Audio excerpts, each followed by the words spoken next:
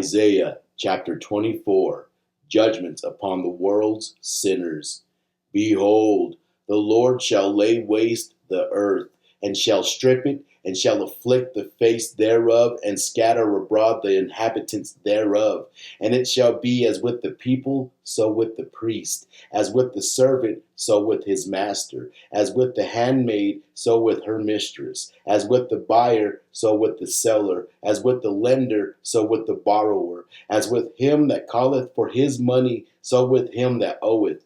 With desolation shall the earth be laid waste, and it shall be utterly spoiled, for the Lord hath spoken this word. The earth mourned, and faded away, and is weakened. The world faded away, the height of the people of the earth is weakened, and the earth is infected by the inhabitants thereof, because they have transgressed the laws. They have changed the ordinance, they have broken the everlasting covenant. Therefore shall a curse devour the earth, and the inhabitants thereof shall sin. And therefore they that dwell therein shall be mad, and few men shall be left. The vintage hath mourned, the vine hath languished away, all the merry-hearted have sighed. The mirth of timbrels hath ceased, the noise of them that rejoice is ended, the melody of the harp is silent. They shall not drink wine with a song, the drink shall be bitter to them that drink it. The city of vanity is broken down, every house is shut up, no man cometh in. There shall be crying for wine in the streets, all mirth is forsaken, the joy of the earth is gone away. Desolation is left in the city, and calamity shall oppress the gates.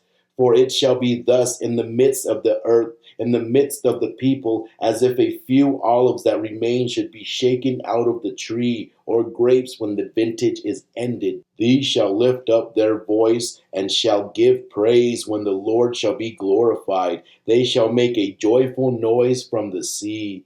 Therefore glorify the Lord in instruction, in the name of the Lord God of Israel, in the islands of the sea. From the ends of the earth we have heard praises, the glory of the just one. And I said my secret to myself, woe is me. The prevaricators have prevaricated, and with the prevarication of transgressors they have prevaricated. Fear and the pit and the snare are upon thee, O thou inhabitant of the earth. And it shall come to pass that he that shall flee from the noise of the fear shall fall into the pit, and he that shall rid himself out of the pit shall be taken in the snare. For the floodgates from the high are open, and the foundations of the earth will be shaken. With breaking shall the earth be broken, with crushing shall the earth be crushed, with trembling shall the earth be moved, with shaking shall the earth be shaken as a drunken man, and shall be removed as the tent of one night, and the iniquity thereof shall be heavy upon it, and it shall fall and not rise again.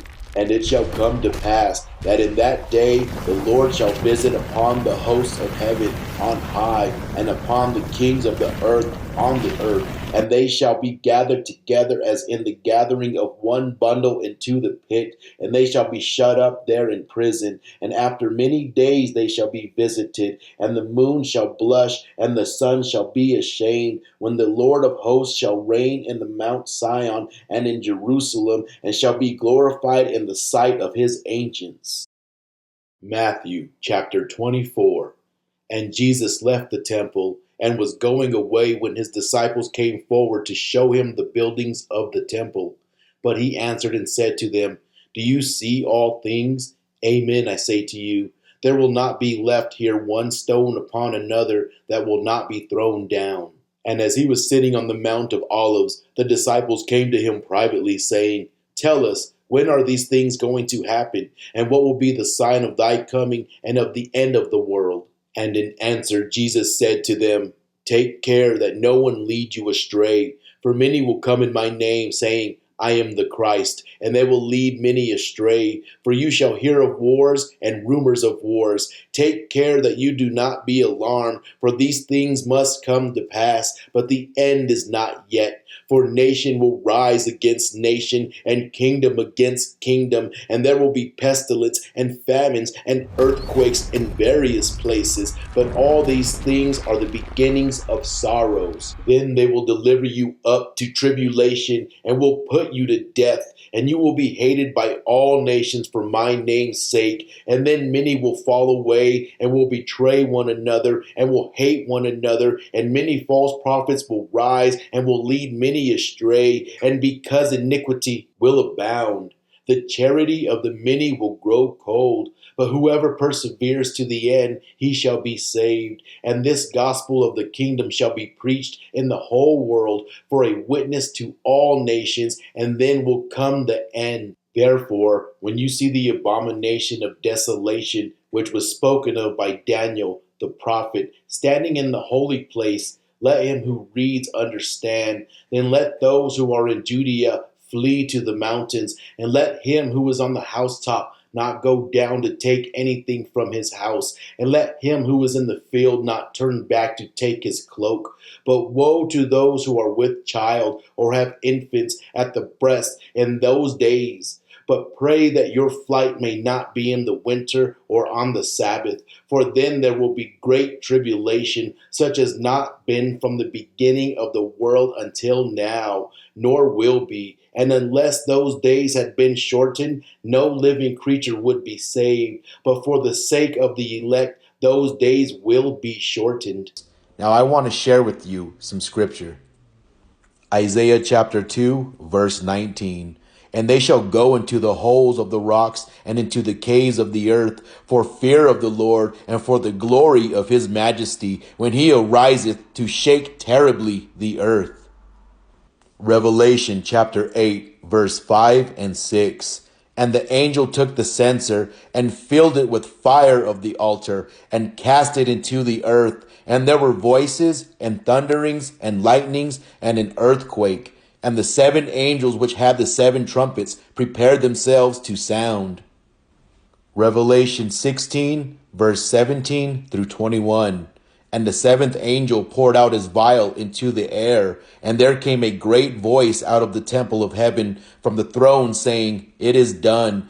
And there were voices and thunders and lightnings, and there was a great earthquake, such as was not since men were upon the earth, so mighty an earthquake and so great. And the great city was divided into 3 parts, and the cities of the nations fell, and the great Babylon came in remembrance before God to give unto her the cup of the wine of the fierceness of his wrath. And every island fled away, and the mountains were not found. And there fell upon men a great hail out of heaven, every stone about the weight of a talent. And men blasphemed God because of the plague of the hail, for the plague thereof was exceedingly great.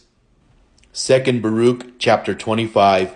And he answered and said to me, You too will be preserved until that time, until that sign which the Most High will work for the inhabitants of the earth in the end of days. This will therefore be the sign when stupor will seize the inhabitants of the earth, and they will fall into many tribulations, and again when they will fall into great torments. And it will come to pass, when they say in their thoughts, by reason in their much tribulation, the mighty one no longer remembers the earth. Yes, it will come to pass when they abandon hope, and the time will then awake. 2 Baruch chapter 26, verse 1. And I answered and said, Will that tribulation which is to come continue for a long time? And will that necessarily compromise many years? 2 Baruch chapter 28, verse 7. Is it in one place or in one part of the earth that those things have come to pass, or will the whole earth experience them? 2 Baruch chapter 29, verse 1 through 4. And he answered and said to me, Whatever will then befall will befall the whole earth. Therefore, all who live will experience them. For at that time I will only protect those who are found in those same days in this land. And it will come to pass, when all is accomplished that was to come to pass in those parts, that the Messiah will then begin to be revealed, and Behemoth will be revealed from his place, and Leviathan will ascend from the sea, those two great monsters which I created on the fifth day of creation, and will have kept until that time, and they will be for food for all who are left. 2 Baruch chapter 32 verse 1.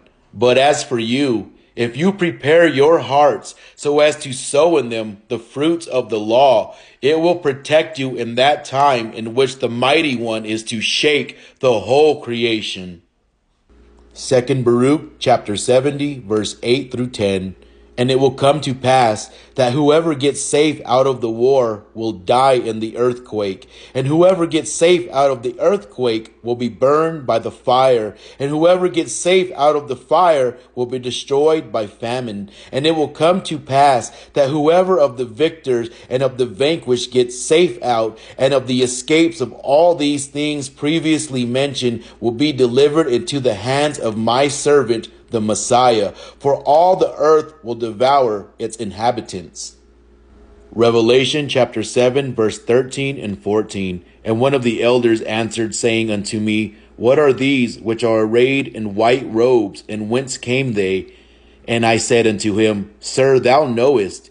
And he said to me, These are they which came out of the great tribulation, and have washed their robes, and made them white in the blood of the Lamb. The Earth's inner core has stopped turning and gone into reverse. The cause of this is a disruption within the Earth's electric and magnetic fields. Now, there are two books that cover the consequences of this taking place: The Adam and Eve Story by Chan Thomas, and Coming World Changes by Harriet Augusta Curtis. The scientific name for this cataclysm is called liquefaction. What is on the surface will sink below, and what is below the surface will rise to the top. In the Pacific, Lemuria, the lost continent, will rise, and in the Atlantic, Atlantis, the lost continent, will arise. And out of Lemuria will come the alien, disclosure, and out of Atlantis will come the Antichrist.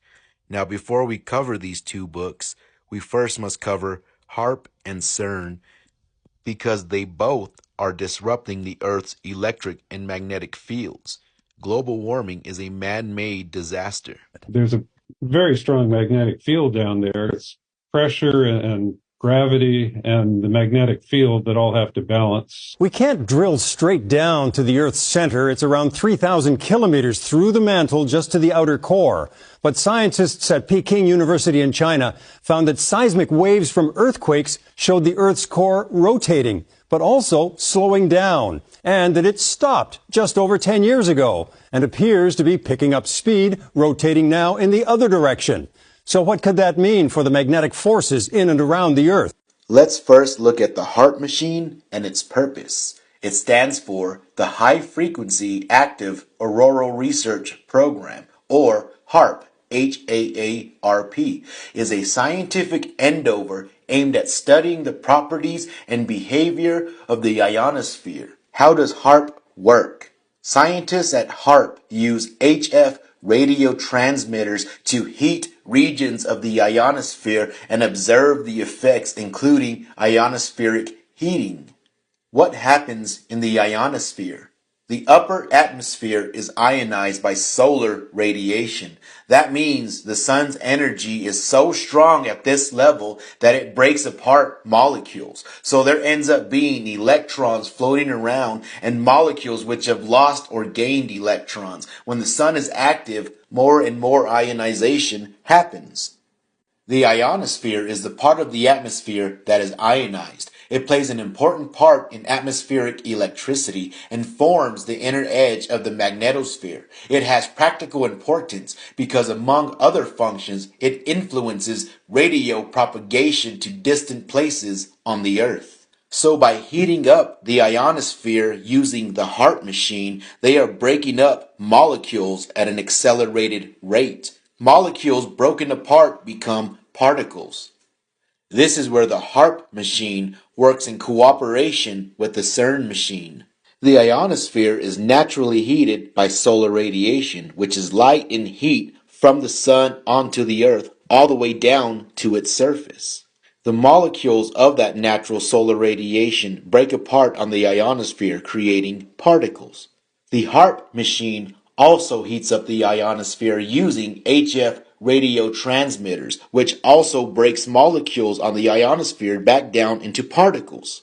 The CERN machine is a particle detector and particle accelerator. Particle accelerators use electric fields to speed up and increase the energy of a beam of particles, which are steered and focused by magnetic fields. By accelerating these particles at the speed of light, CERN is altering the Earth's magnetic field. The CERN machine is 100,000 times stronger than the Earth's magnetic field. So by the ionosphere being naturally heated by the sun's radiation, as well as artificially heated by the HARP's HF radio transmitters, so by HARP and CERN altering the electrical and magnetic fields of the Earth, we get a blueprint for the next global cataclysm. The Adam and Eve story written by Chan Thomas gives great detail of the consequences of altering the magnetic and electrical fields of the earth in the first 2 pages of the very first chapter.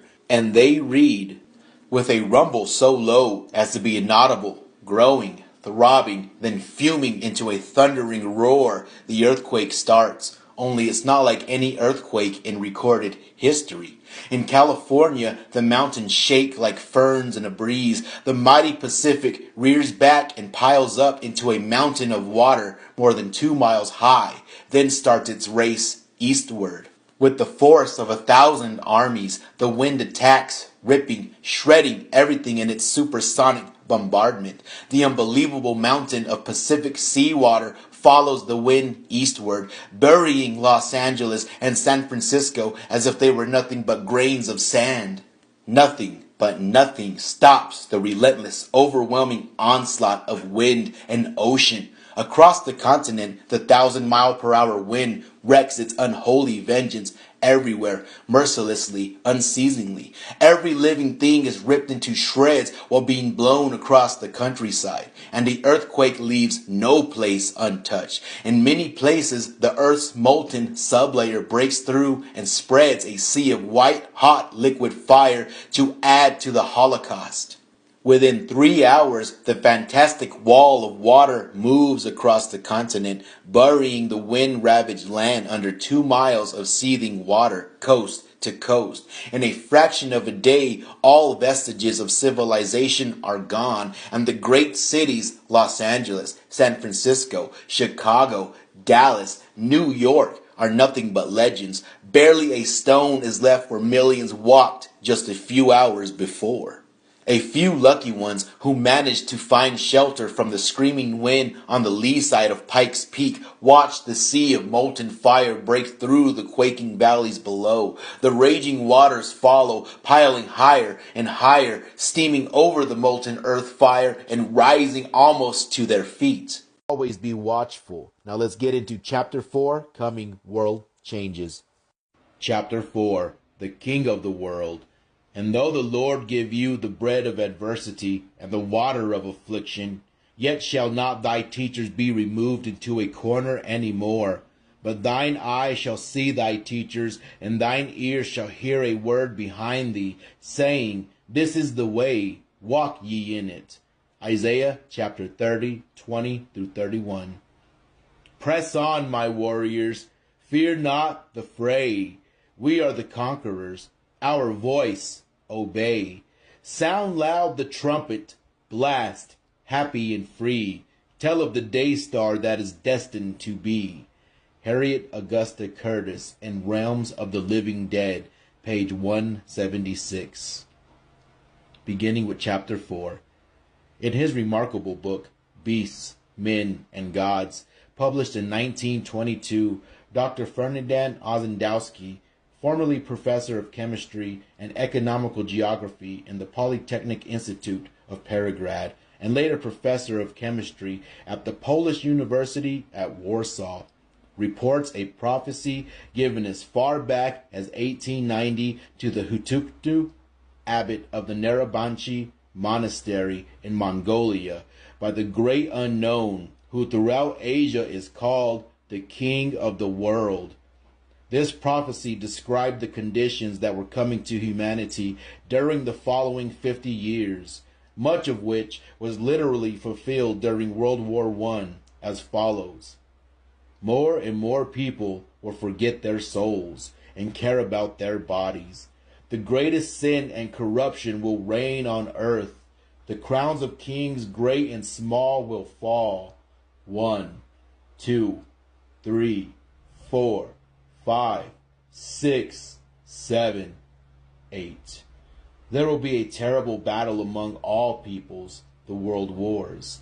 The seas will become red. The earth and the bottom of the sea will be strewn with bones. Kingdoms will be scattered. Whole peoples will die. Hunger, disease, crimes unknown to law, never before seen in the world. The ancient roads will be covered with crowds, wandering from one place to the other. All the earth will be emptied. God will turn away from it, and over it there will be only night and death.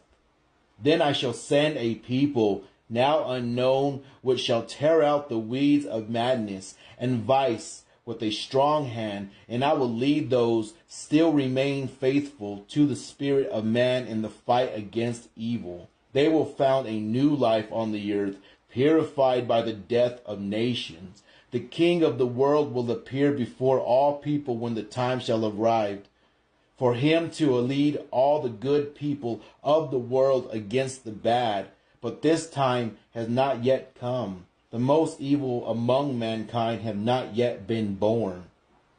In an article in the Century magazine for December 1923, Professor Ozendowski states that among various Asiatic people there exists a watchword proclaiming the superiority of the spiritual strength of the East and affirming the necessity of forcing all humanity to accept its will and its world outlook, even at the cost of general blood spilling, even by hurling Asiatic multitudes upon the nations rotting in the bog of European civilization.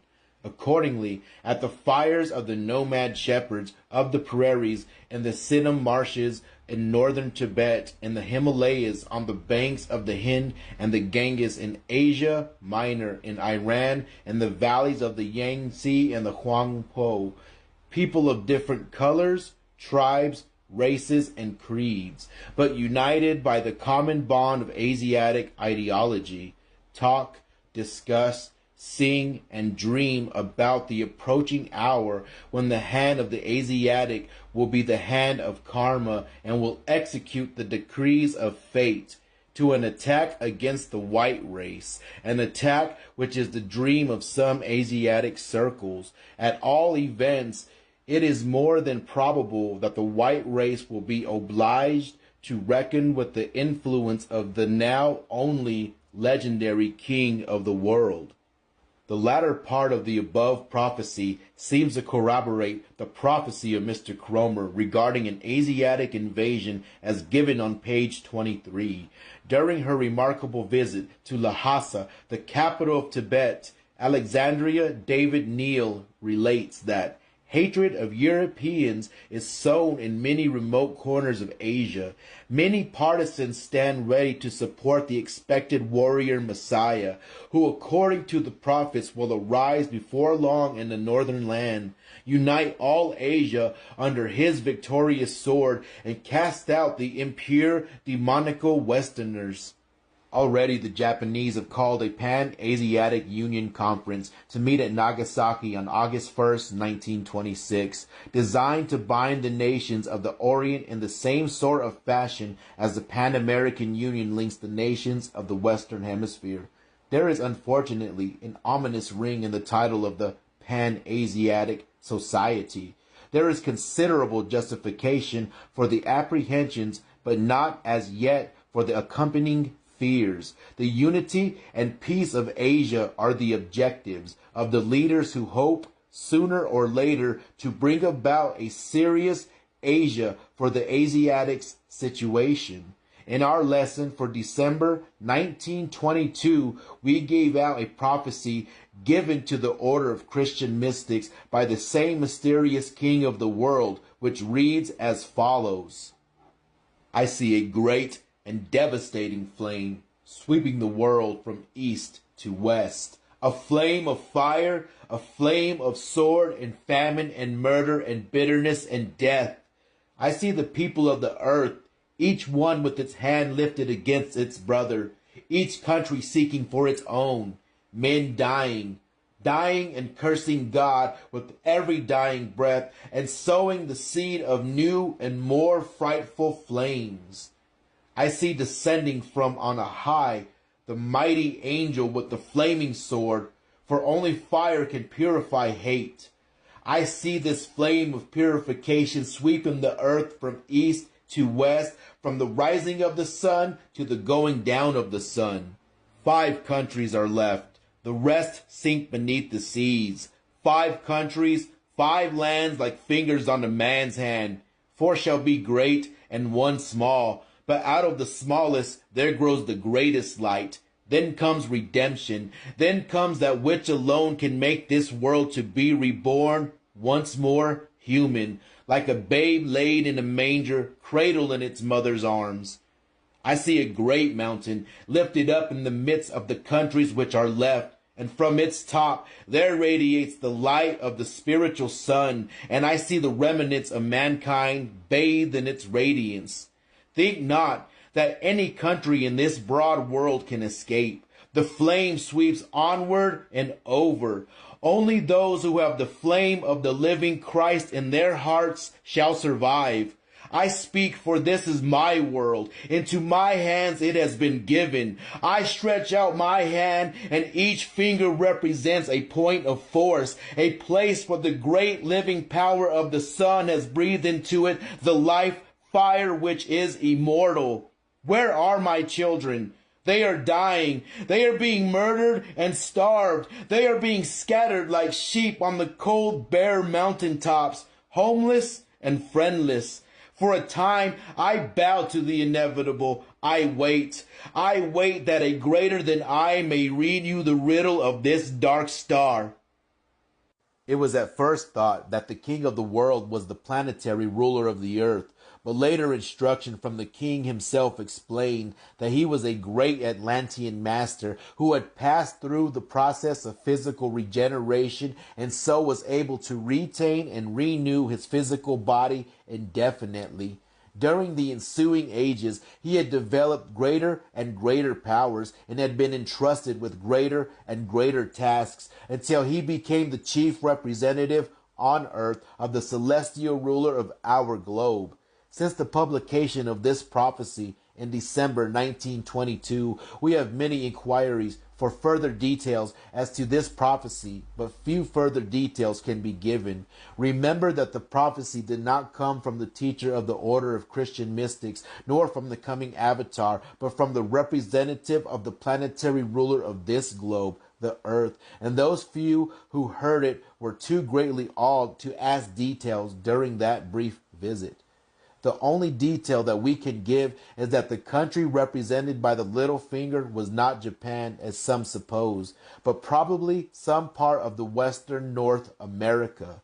The special region cannot be indicated until after the rising of Lemuria and the settling and readjustment of the continent. To us, the prophecy indicated that which will come to pass if humanity persists in its present course and continues to send out destructive vibrations of inharmony, antagonism, hatred, selflessness, and greed, instead of the constructive vibrations of brotherhood and cooperation. That the latter are the most vital needs of the world today is corroborated by United States senators, officials, and prominent businessmen after returning from Europe who practically agree with Senator McCormick of Illinois, who is quoted as saying that, more important to the rehabilitation of Europe than any conference, than any agreement between statesmen and financiers can be is the exorcism of the spirit of hate and greed, which animates governments and peoples. Unless the peoples are moved by a Christian will to peace and by a Christian comity, there can be no real peace in Europe. While the earth children are scattered through all the countries, they are most concentrated in the Far East. They are concentrated in Asia because they are less mingled with children of other planets and hence are able to correlate more readily with the consciousness of the earth and come more fully under the guidance of their king, where in certain sacred monasteries he has appeared and given personal instruction. In view of the above, we can now understand the destructive aspect of the flame of purification which will spread from the east to the west and will ultimately sweep all nations, each suffering according to the amount of inharmony, unbrotherliness, antagonism, and evil there is to be consumed. We can correlate with the flame and make the fire our servant only as we strive to become one with the divine fire of the living Christ and willingly allow it to burn from us all inharmony and impurity, all that holds back the manifestation of our real or divine self. Once we have grasped the idea that the flame consumes only that which is evil or which must be transmuted to make room for the divine life and joy of those who fearlessly face self and bravely strive to conquer all that is not in harmony with the law, then like Shadrach, Meshach, and Abednego, even though we seem bound hand and foot and thrown into the fiery furnace, the flames of purgation now sweeping the earth, when the morning of the new day dawns, we will be found walking free in the midst of the flame, because the Lord Christ walks with us.